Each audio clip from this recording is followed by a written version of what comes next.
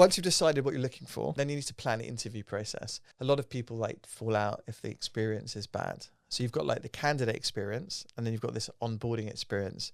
And ideally, how you've described your company to be at the front should be the same as when you join. So like the candidate or the interview experience, typically it's been quite long. People talk about ghosting, no feedback, things like that. That's just like people have been talking about that for years. When you've decided what you want to do and you found people and they're in the interview process, treat them like your best customer, I always say, because even if they don't get the job, you want them to like advocate for you and be like, oh, this is a great process. I didn't get the job, but I like love to work with that guy, that girl, you know, they're great. Think of it as good, as almost marketing. Even if they don't get the job, you want them to say good things about you. Agree who's going to interview, so you know what the process is.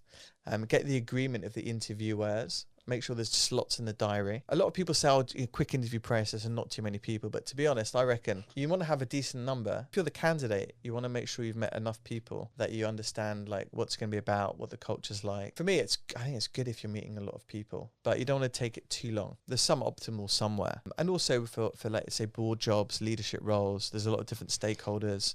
So you need to get them involved. But it's communication. Let people know up front, hey, there's going to be 10 people to meet because you're going to be interacting with all these folks and they all want to be involved. We're going to get time in the diary. Maybe there's 2 each and stuff. But if you know up front, it's great. If you don't know, you're like, oh, there's one more stage. Oh, there's one more stage. Then it gets a little bit tiring and stuff. And there is something as interview fatigue. You don't want people to be like tired before they even start.